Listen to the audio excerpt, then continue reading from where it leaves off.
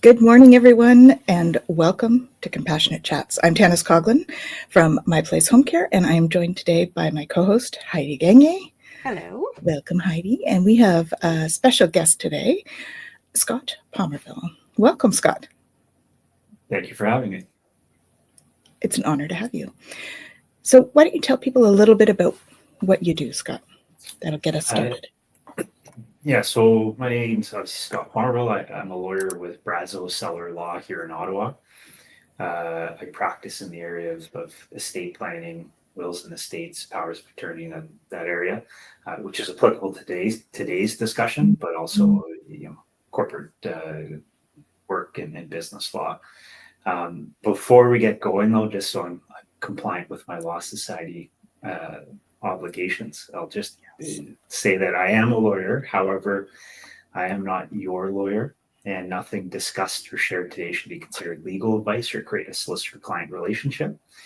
The information I'm going to provide is for general information purposes only and should not be relied upon as a specific advice for your situation. And you should always consult a qualified lawyer regarding your estate plan, powers of attorney needs, or any other legal matters to ensure your unique circumstances are properly addressed. But other than that, I would be happy to answer all the questions. Awesome. Thank you. That's wonderful. So I guess the first thing I would love to know is, what is a power of attorney? And how do you figure out who your power of attorney is, and how do you go about getting one?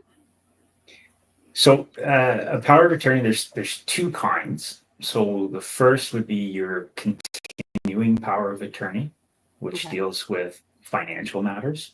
Okay. So if you become incapacitated, which would be determined by a medical professional, so you can't manage your own affairs, typically that occurs, let's say, for example, you're diagnosed with MS or dementia, ALS, something like that. It's not as though you're deemed incapacitated upon the diagnosis. It's only once you reach a certain stage of that disease where you become incapacitated. So you can't manage your own affairs. And so a medical professional will determine that and then write that you are incapacitated, and then your power of attorney is invoked. Okay. So there's two kinds. There's the continuing power of attorney, which again is for financial needs and matters. So your power of attorney would be responsible for making sure that there's enough money for your medical needs, so paying for at-home care or care at a facility, sort of the necessities of life, lodging, food, clothing, that sort of thing. They'd also be responsible for making sure that your taxes are filed every year. You're getting the proper tax grants or deductions, and then coordinating with either your financial advisor or your financial institution to make sure that there's enough liquidity in the bank in order to meet those financial needs. And then the second one is your power of attorney for personal care, which deals with medical decisions. So that your power of attorney, again, with the advice of your medical professional, your doctor, they would make decisions based on your medical needs. Because again, you're incapacitated, you can't make those. So then how do you go about getting a power of attorney? You should speak with a lawyer, because everyone's medical needs or continuing power of attorney matters are unique.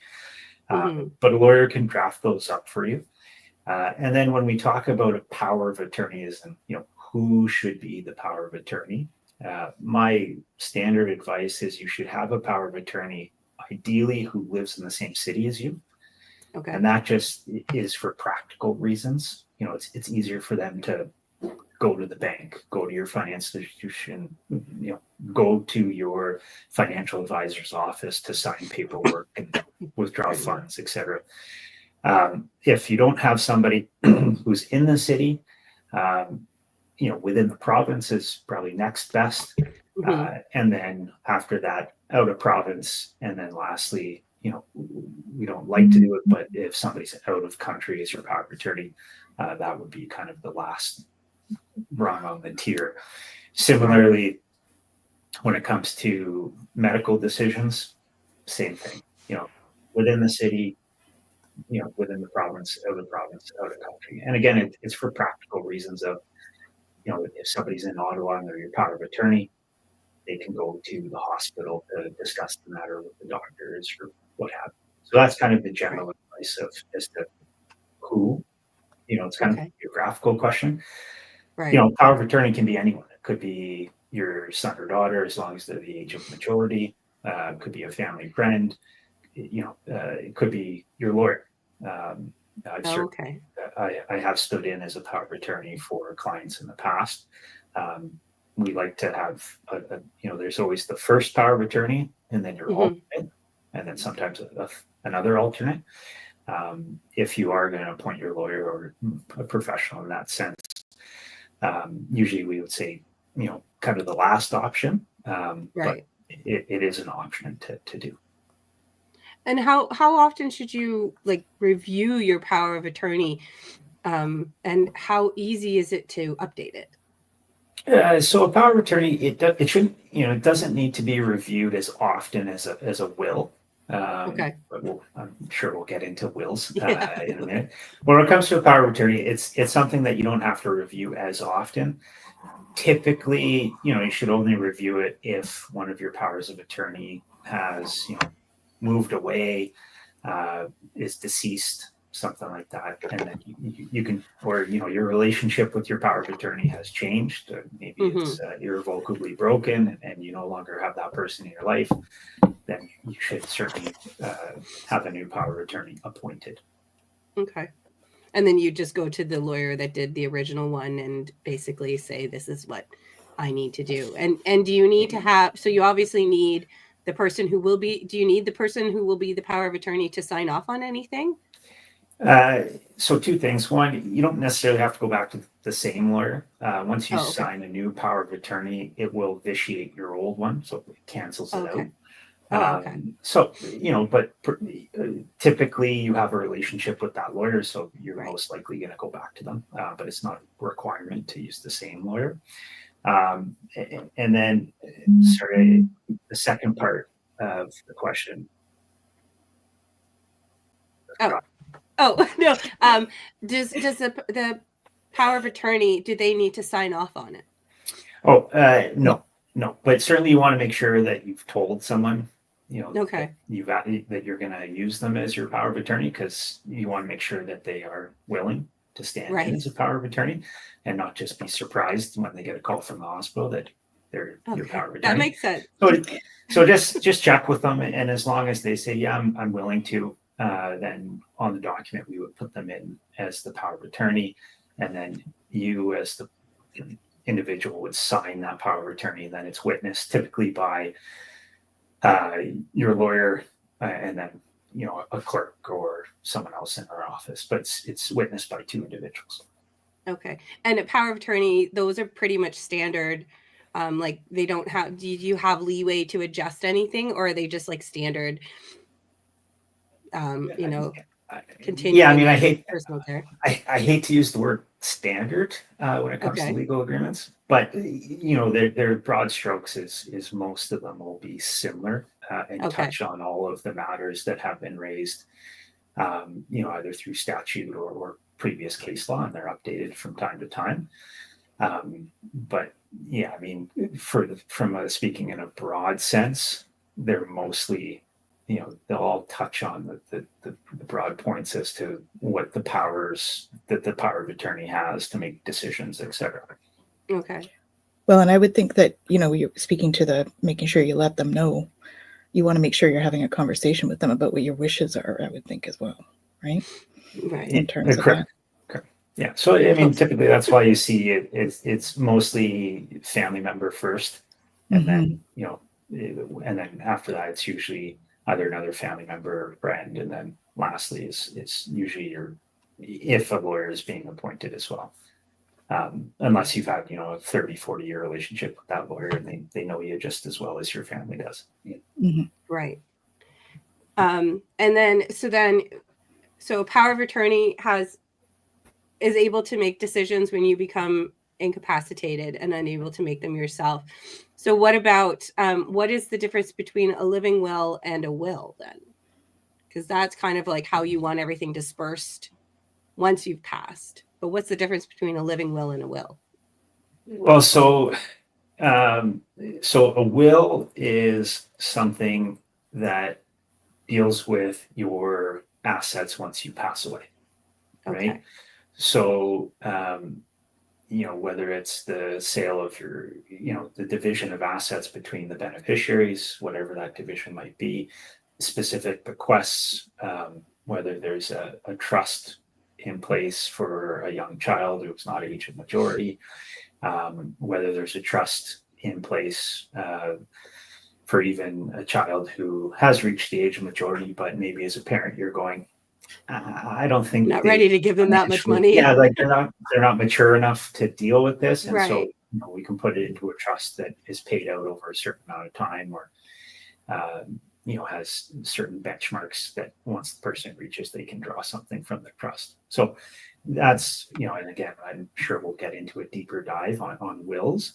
When it comes to a living will, what that is really it's specifying what medical treatment you would want or not want, Okay. such as resuscitation, ventilation, life support, in the event of incapacitation, which kind of then I know eventually it's a discussion we might as well jump into now, but typically that leads into the conversation around medical assistance in dying, Right. and what individuals would like if they are incapacitated to such an extent that that maybe they're only alive due to a machine, Right. other, as we call it, heroic measures. Mm-hmm. Wow. Okay. And how again, a living will you can update at any time as well. Is that Yeah, a you can always process to update? same thing. I call your lawyer, call a different lawyer, but you can always update it as long as you have capacity. Right. Right. So with your wills, powers of attorney, living will, you can change them every day if you'd want it. It's not financially advisable to do it every day. Yeah. But you can, in theory, you could change it weekly, monthly, year. You can change it as many times as you'd like. Realistically, that's not going to occur. Right. But at this, I'm being a bit hyperbolic, but at the end of the day, you can change it as long as you have capacity. Right? Okay. So once you become incapacitated, you can then no longer change your will or your powers of attorney or living will. And your lawyer at the time when you're signing those documents will go through a checklist to ensure that you, one, have capacity, as we're all required to do by the Law Society, and we do continued professional development every year to ensure we're up to date on how to identify if somebody has capacity. Okay. And then the next would be that you're signing those wills and powers of attorney, et cetera, through without undue influence or duress, and you're doing it out of your own volition, right? And so that's why, even if you're your son or daughter and you're bringing your elderly mom or dad to the lawyer's office, and they might have physical mobility issues, it's kind of one of those things of once you get mom or dad into the boardroom with the lawyer will ask you to leave the room because it has to be done just between the lawyer and the testator, and to ensure that there is no undue influence, that they're doing it out of their own free will and volition and those sorts of things. And then we go through our capacity assessment checklists. Wow. Have you ever experienced where you're like, yeah, that you don't want to do this? You're like, how do you deal with that? Like, how do you say, Well, I'm sorry, your mom's not signing these changes because she doesn't want to? Like, how? Well, it's always, it's a delicate dance. Every family has their own dynamics. Right. But certainly in my years of practice, I've seen it a couple of times where I've had concern about capacity for clients, and have we go through a further sort of assessment to ensure that they have the capacity to do so. And then when it comes to undue influence, certainly I've seen it a few times, and there are ways to address it. But you want to make sure that as somebody who's selecting a lawyer to do these documents for you, that they understand this isn't just a come in, sign this standard will or power of attorney and get you in and out as quick as possible and pay my bill and see you later, right? Today, in today's day and age, even if you have two parents who work for the federal government or the provincial government, they bought their house in the 1970s or early 80s and are retired and have no other savings other than their pension.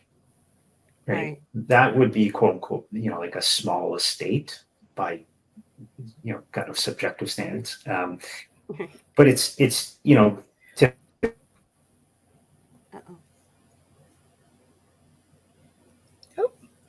seems still frozen. Oh dear, we have some technical issues. I do. So it's fascinating what he's saying about the capacity piece. I know one of the positions I was working in, we had to have capacity before we could, take the applications, for instance, for long-term care and that kind of thing. Oh, really? So, yeah. So capacity is it's important. Yeah. Yeah. So there must be some kind of special training out there for people to determine, because I feel like it's a very subjective thing. And we have a lot of clients who have dementia, and we tend to, how soon do you have to be careful of their capacity? And it's just that one day they could be fine. They seem fine and everything. And then the next day they're not. Yeah. It seems like it's almost like when you're in your 40s and 50s, you need to start doing this kind of stuff and getting it at least written down and started, and then update when necessary. And I'm totally like saying that, and not in my case at all. Like I don't have a will and I don't have a power of attorney, and I keep saying I really need to do this. So hopefully when we can get Scott back on, I'm looking forward to knowing whether there's a simple way to get something done, at least to protect yourself a little bit before you can, afford the cost of the lawyer to do all the paperwork. Because that's a huge factor for so many people, is that cost. And until you're forced to do it, most of us will just kind of go, we'll see what happens. A will versus food on your table. Yeah. And right? that's a real choice that people have to make right now. Like, I know that's a choice that I have to make.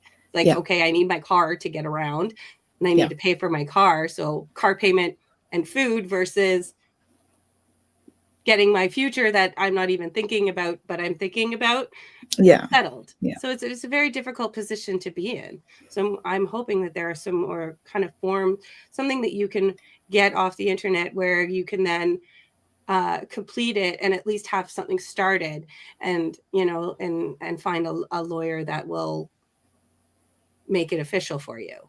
Yeah.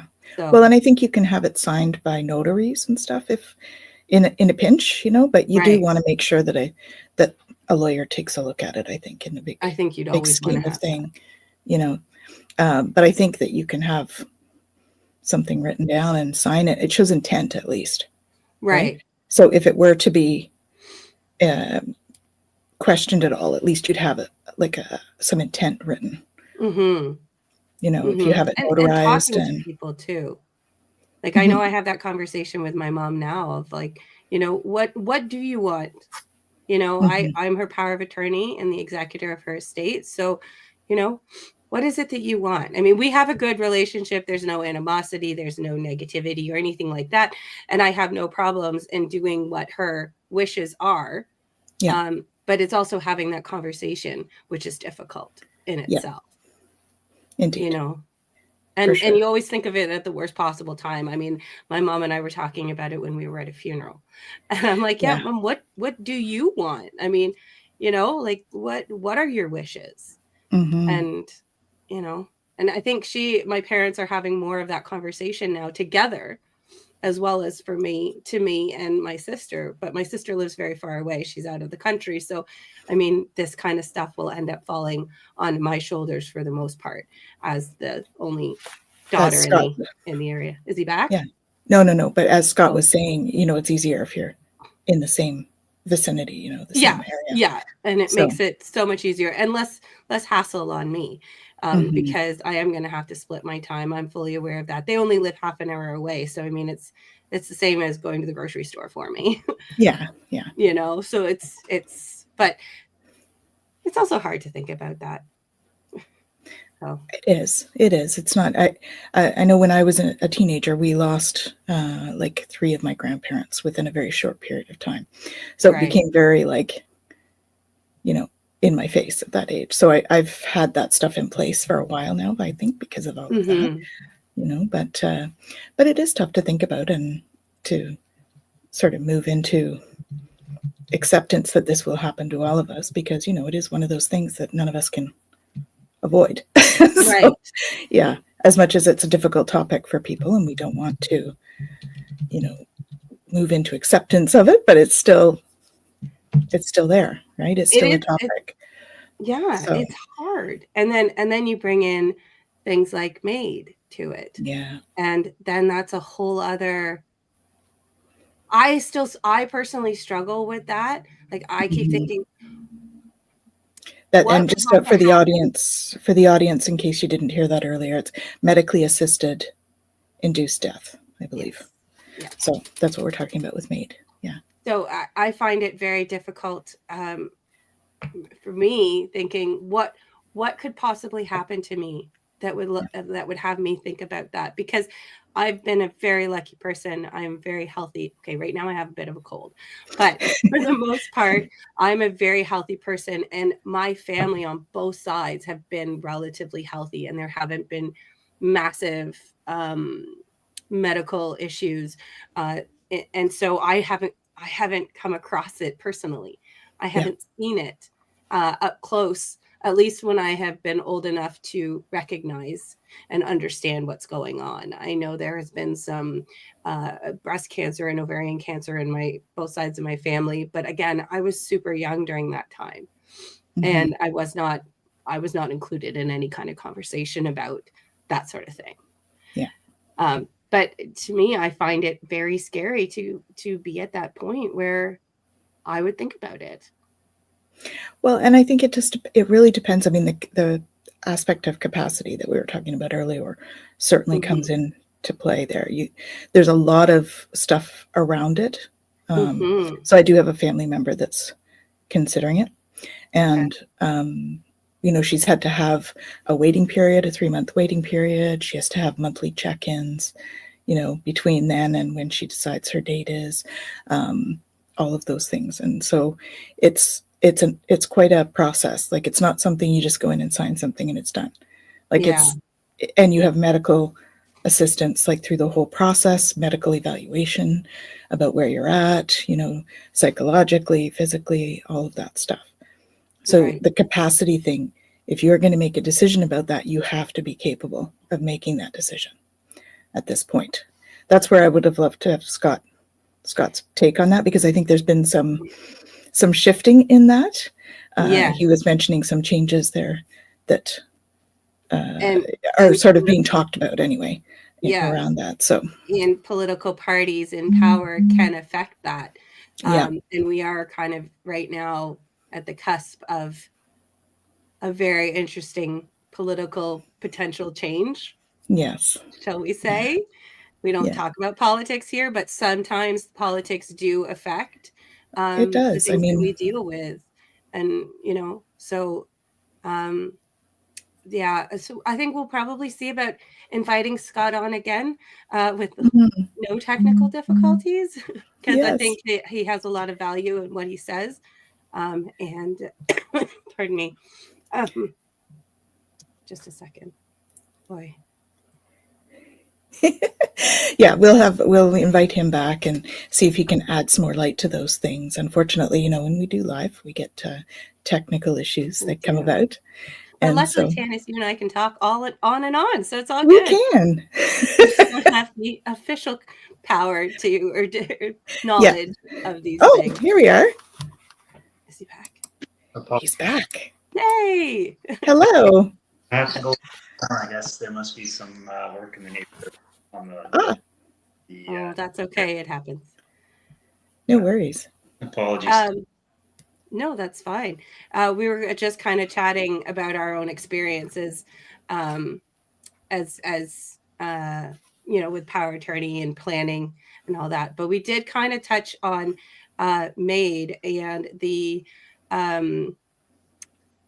kind of how it's, shall we call it, fluid, based on I guess you were saying which organization was talking about changes to it? Well, they were recommending changes, I think. Recommending what he was changes. saying. But we still have as a country, we have, I think. Yeah, so for MAID, so just to recap, yeah, your living will deal with those questions of how you want to be treated when you have an incapacitation, Okay. necessities of life and that sort of thing. And so the way we operate is we kind of provide 4 different options as to how you'd want to have your living will drafted to account for things such as ALS. At some point, it's a terrible disease. At some point, you're going to be incapacitated, but still lucid, Right. but talk, unable to eat. Is that a way you want to live or not? Right. Right.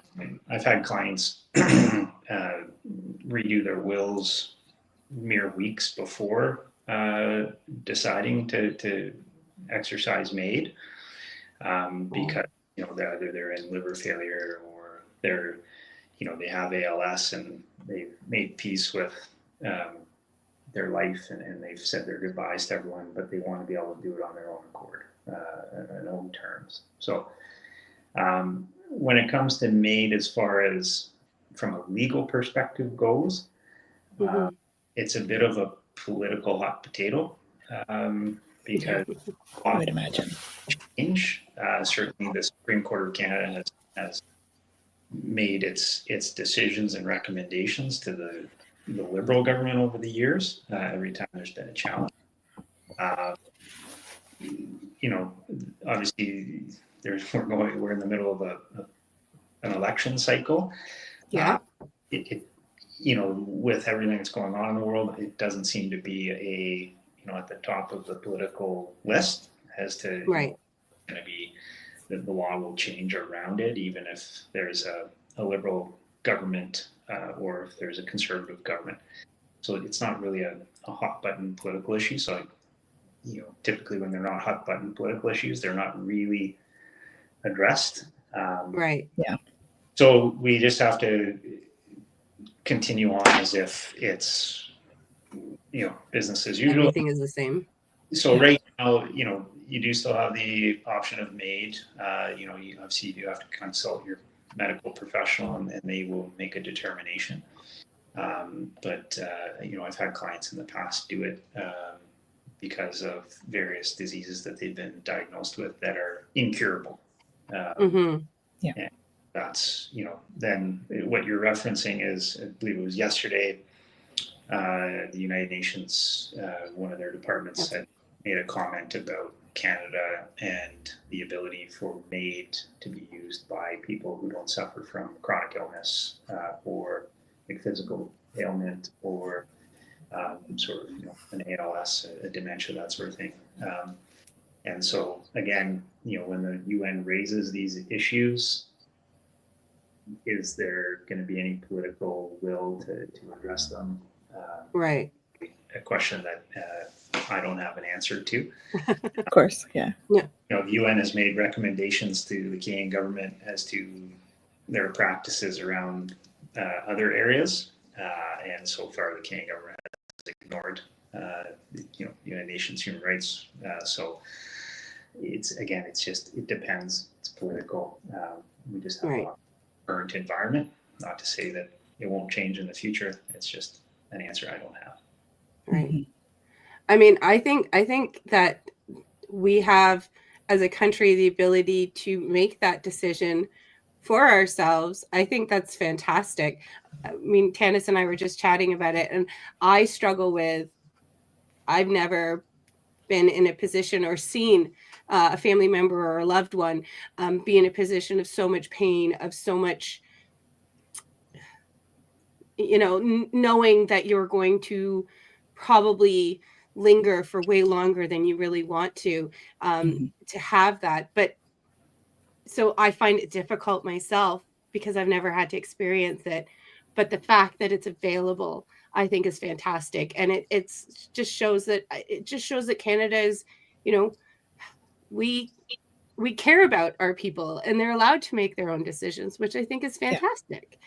There's so many other debates we could get into that I think Canada is great about, because they allow us to make these decisions for ourselves. And as a woman, women have not always been given the right to make these decisions. So I think it's great. And it kind of frustrates me when those things might be changed. Well, I think that it's important to understand that it's not just for anyone too. I mean, we spoke while you were off, Scott, we spoke about the fact that I have a family member that's considering it, and that it's quite a process with the doctors. It's not something you can just do. You know what I mean? It's months of wait time to make sure that you are of sound mind and all of that stuff.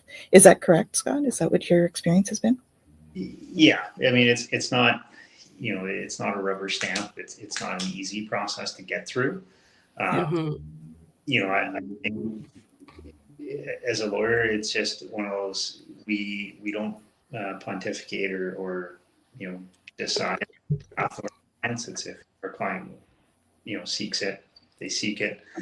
Our goal is to just advise them as to if you are seeking MAID, it's probably a very good idea to revisit your wills just one last time, make sure that it's squared away the way you would like it, obviously prior to your passing by MAID. But as far as the legal changes around MAID, like I say, it's not, I don't want to say it's not settled law, but certainly there's a lot of politics around it. Right. And that just, that is what it is. I mean, politics is an ugly business sometimes. And it just depends. So if it's something that you're thinking about, then you really need to advocate for yourself and stay firm if it is really something that. Yeah, I mean, as long as the law still allows it, it's right. For an individual or clients from a legal perspective, it's just one of those things of, I always advise clients that if that is the road that they're going to go down, just to triple check their estate plan and all squared away before they're passing. Yeah. Okay, so Scott, can we just quickly, I know we only have a few minutes left because you were technical difficulties, but what is the minimum? Like Tanys and I were talking about this. I am like, I have to pay a car payment and food or set up a will. These are my options. What can the regular Joe or Joanne do to at least get something legally done that might not cost a week's worth of groceries or more, so that at least they're somewhat protected? Yeah, I mean, and I'm going to pay attention really well because it's me. We got lots. Don't worry about that. What I would say is it's really case specific, and right. I'll put it in this way, right? A number of years ago, prior to my start of practice, the Ontario government put together, quote unquote, a standard will and a standard power of attorney you can find in Ontario. As long as you follow the witnesses and the fact that You can't have a beneficiary witness a will. Right. That's if you have quote unquote a simple estate, you might not have any property, you don't have a lot of means. That's probably something that could likely, deal with your estate so you don't die intestate, which means without a will. Right. But again, that's a small segment of society. Then there's a small segment of society that have businesses, right? Private businesses. So with someone like that, you'd want to have your general will, which deals with your personal property. It will deal with how you want your estate to be divided. So does your house go to one of your children, or is it put, and then put into the estate, and the residue of the estate is divided, in equal shares, as we say, share alike. How many kids do you have, and how many grandkids do you have? And so, are we getting into a question of saying, okay, well, if Heidi is my daughter and she predeceases me, then I want Heidi's portion to go to her children, so then we're getting okay, well, we're going to divide the estate equally amongst my issue, which is a fancy term for saying children. And then if they, predecease me, then I want it to go to her stirpies, which is just an equal division amongst, Heidi's children. So, but then we get into question. So with someone like that, and then let's say I have a business. Okay, so I would want what's called a limited will. Some people call it secondary will, but limited will. And that will deal with how my private corporation is handled upon my death, right? So, then there's questions of what kind of assets does the corporation own? Is there any retained earnings in the corporation? And then, kind of dealing with an accountant as to what the schedule is like to withdraw earnings from the corporation to limit the tax exposure. So that's where you can get into a much more complex estate plan. And certainly there's questions of if I have children that have not reached the age of majority, are we getting into trusts? If I have a child with disabilities, okay, well, then do we have a Henson trust, which is just a trust for children with disabilities? But even if they're of the age of majority, perhaps you have a child in their 20s, but is autistic and doesn't function at a level above kind of a 10, 12-year-old. So we want a Henson trust in place for them. So again, once you start to slice down these layers of an individual's personal, I don't want to say issues, but situations and stuff. Yeah. Well, then it gets very much more complex, right? That's not even addressing the issue of today of, blended families, or the issue of, because when we talk about blended families, the other things we have to consider is, is there a separation agreement with your ex-spouse and requirements to obtain life insurance, or is there, living directives with respect to maintenance of an ex-spouse through a separation agreement. So again, these factors become involved, and then, it's kind of my past and I'm married and my new spouse has children. Do I want any of my estate to go to my new spouse? Do I want any of my estate to go to, her children? Because are they stepchildren? Have I adopted them? Were they of the age of majority, so 18 plus at the time of us getting together, and so I didn't adopt them? You can see how, we start. It's so murky. It's so, so much. And that's the value of having a lawyer, right? Well, and, to layer on top of that, we get certainly the advancements of science. And so, what if I divorce and then I repartner, but my partner has a child by a sperm donor through in vitro. Right. So, wow. So it's just how you treat different matters. So that's why I don't like to say standard will or power. It would be wonderful if everyone, got married, had kids, had a house, and was married for 60 years until they passed, and there was no issues in the family at all. Right, in the family. Just not reality. It is not. So yeah, I mean, there are options if you don't have any wealth or means. And then there's certainly, just like any service, because that's what lawyers are, we provide a service to our clients.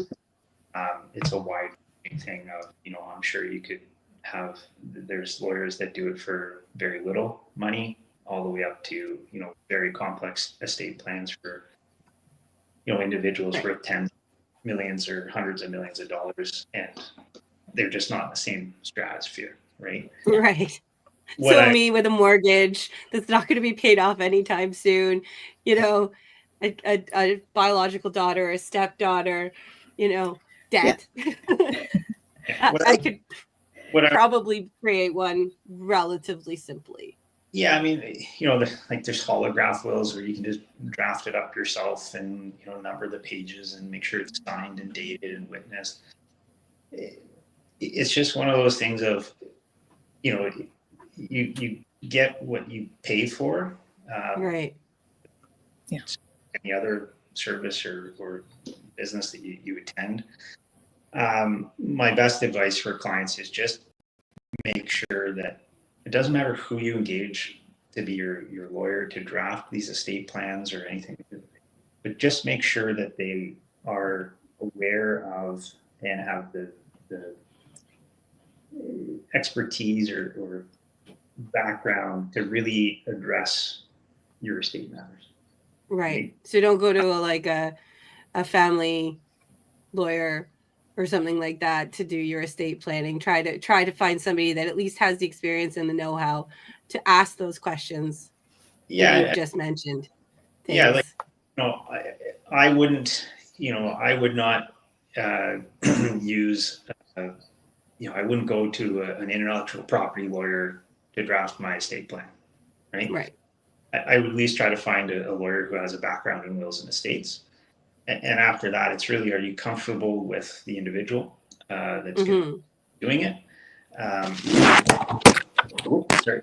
And then, are you comfortable with, obviously, there's always a question of costs. And I always tell clients, costs really huge. Because again, we're talking about what amounts to millions of dollars. Mm-hmm. Would it be wise to say, okay, well, lawyer X is going to charge me $900 and lawyer Y is going to charge me $1,800? Is that a way to make your decision? I think made on. If you're comfortable with the individual, do they have the background and the experience? And then, are they, and once you check those boxes,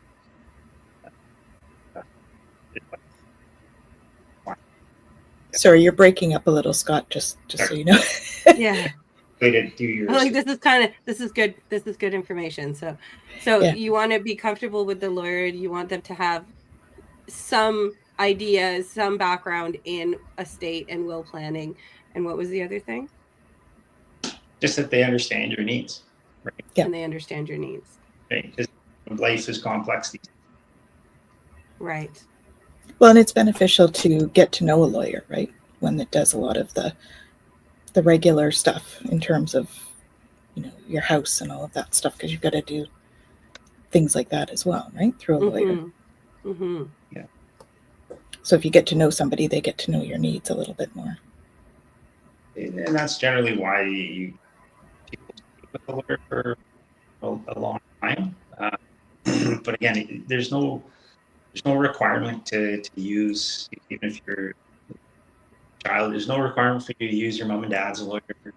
Right. Like, yeah. No, it's just a thing to make sure who you're comfortable with. And the chap said, when I don't think cost should always be front of mind in this situation. Certainly, when I go to the grocery store, cost is top of mind of buying berries and of course meat.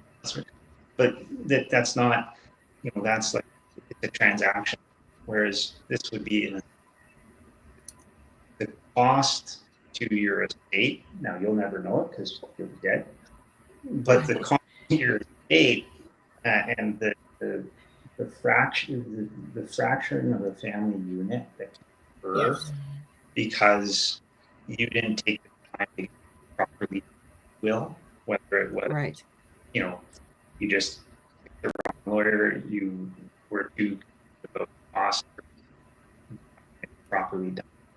It costs the estate much more than the 1,000 would have right decide upon. I quite frequently appointed by the court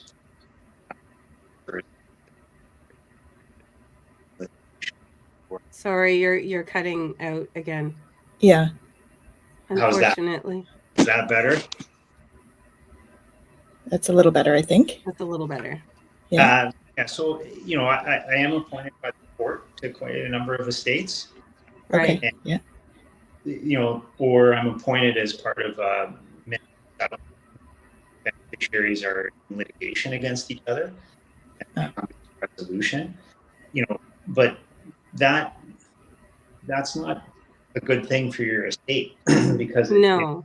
Each beneficiary is hiring their own lawyer to litigate, which is a cost. And then instead of son or daughter being the executor, well then now I'm being appointed. So then there's another layer of legal fees. Cost. Right. Yeah, and cost. It's not. Again, I think it's kind of it'd be penny wise, pound foolish. To not have it properly done at the start. Right. And then, once you're deceased, it's better for your estate because it should, not a guarantee, but it should be smoother, and then the costs are lower to the estate when it comes to your estate administrative tax. Did your lawyer provide you with the proper advice to naming beneficiaries for your RRSP or your RIF or your TFSA, and ensure that you went and spoke with your financial advisor and made sure that the individual was named, not the estate, because again, then it would be taxable by probate. So you can see how getting a lawyer is way better. Yeah. Our conversation, I bore you to death, and that's why I'm super fun with parties. But other than that, it really should take the time to do it. Yeah. Yeah. It's a cost, and obviously in today's environment, we're all very. Yeah. It's better to do it now and have it properly, whether you call me or a bar or a colleague. Right. It's always better to have it in place, properly done, than not work. Well, and you mentioned the toll that it takes on the family too, if it's not done. I think that's invaluable in terms of irreparable damage that could be done if it wasn't, right? Yeah. Not done properly. Unfortunately, I see a lot of family fracture. One, the last woman, her dad passed away, but there's animus that is built up between son and daughter, whoever is the beneficiary, and it's usually because mom or dad or they're they're doing, or they, they haven't been open with everyone as to how they would like for to go. So it's just the communication factor is important in all of this, right? With the family to decrease angst later on. For sure. I know my grandmother, when she was moving into a retirement home, she called her 3 daughters, and they literally went through the house and marked things that, okay, this is what we're not going to keep when we move into the retirement home, who wants what. And then when they moved into the retirement home, the one she was in Florida kind of progressed from like apartment living or like condo living, then apartment, and then assisted living. And, you kind of have to weed out stuff as you move through that. And she literally had dots on things underside. So, okay, this is for my oldest daughter. This is for my youngest daughter. And at the time I'm like, oh my God, that's very dark. But I'm like, I kind of want to do that. Like we're going to do that at my parents' house when my sister comes to visit. And we're going to go through everything and say, this is legit what we want and what they want us to have and all that kind of stuff, and take care of it now. Well, you're making decisions then in a state where you're not emotionally charged. Right. And you're not, you're not feeling, animosity. My sister lives in Hawaii, and I'm going to be we've talked about this before, I'm going to be dealing with a lot of things from my parents. Am I going to get stressed and say, hey, like, you haven't done anything. Why are you getting 50% of everything? I'm not like that. So, but I can see how families would be like that. There would be a lot of families that would have that kind of animosity. So is that something you would recommend then, Scott, is making sure that people have a copy of the will, perhaps? That's always a good conversation. So the way it typically works is that so the original always stays with the firm that drafted it, kept in a safekeeping, because you have to submit the original bill to court as part of the probate application or the some clients like to provide copies to their children or the beneficiaries. When you do pass, the beneficiaries do receive the section as to what they're entitled to, but they don't receive the balance of the will. It's always, again, it's the family dynamic of it. We advocate for sure are aware of what you will, like, there's no hard and fast rule of should give a copy of your will to the beneficiaries, because, for example, if, again, you're my daughter, and I say, Heidi, here's a copy of my will, and it says you're getting 50% of the resident estate, but then over the coming years we have a falling out, and like through lifestyle choices, and no longer have a relationship, and I redraft my will, and then I pass away, you might come to court and challenge the new will by saying, look, Dad told me I was going to get 50%, and I want 50%, and then we're in litigation, and so it's the old saying is the best way to we missed all of that. Sorry, Scott. So, the best advice usually lawyers give is it depends, right? It just depends on the personal circumstance. But the best advice for your viewers would be that you should contact a lawyer. You should engage them to get an estate plan, a living will, powers of attorney. And then, at least at a minimum, you have something in place so you won't die intestate. So again, without a will, because it's, again, dying intestate, it brings a whole new host of issues. Right. And then communication with your beneficiary.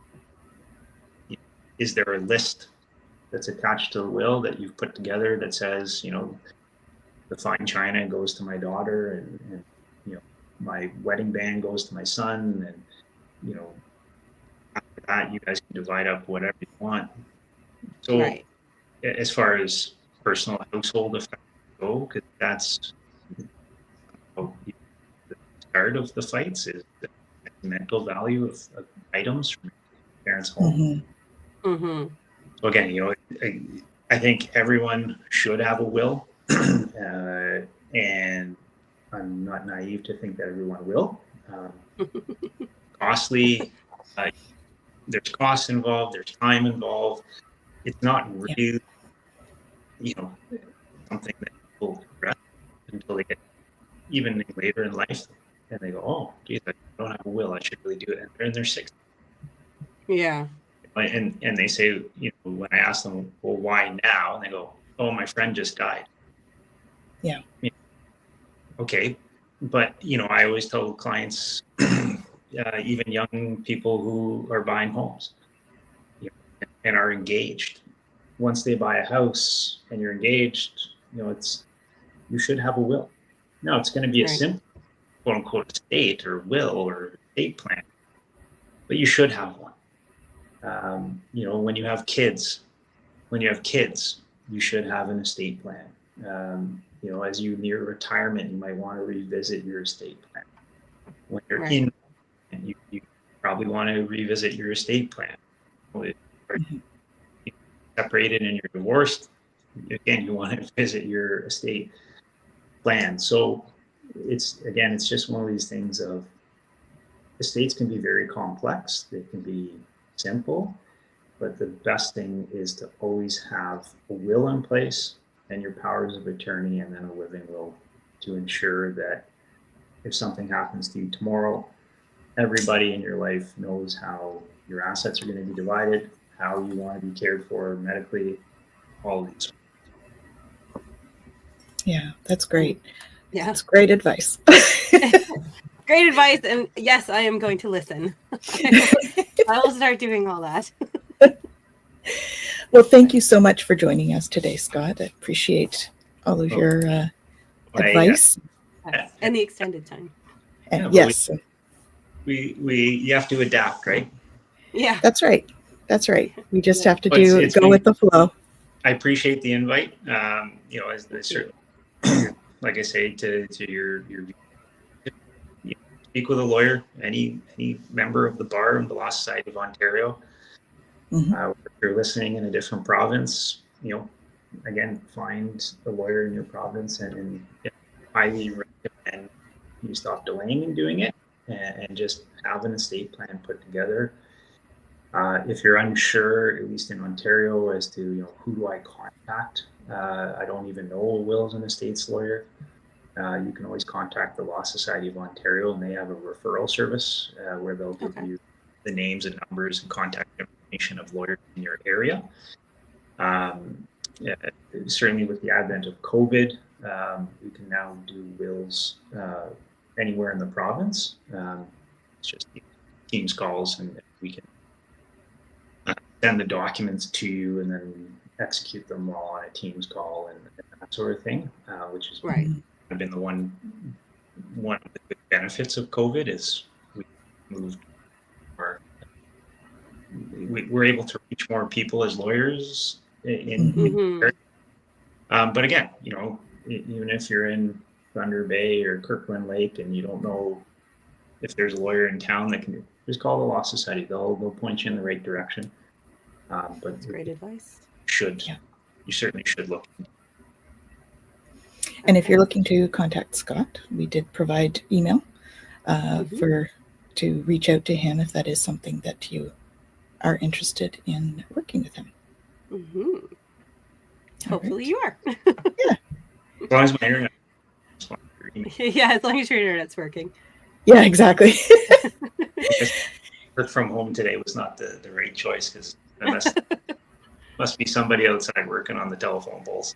Oh dear, well, probably from the snow and slush from yesterday. Yeah, I appreciate the invite, and it's been a good conversation. Wills can be very complex, different think about, and I go and get yourself a will, find yourself a wills and estates lawyer, and you'll be able to sleep better at night knowing that if something happened, there is a plan. You're hopefully when you pass, there's no fracturing of the family unit because everyone understands what mom and dad wanted. But, yeah. Awesome. Right. That's great. Thank you so much. Get your will. And and we wish you a wonderful day, everyone. Don't forget to come back and join us the last Friday of the month. And we'll see you then. Take care. Thank you, Scott. Thank you. Scott.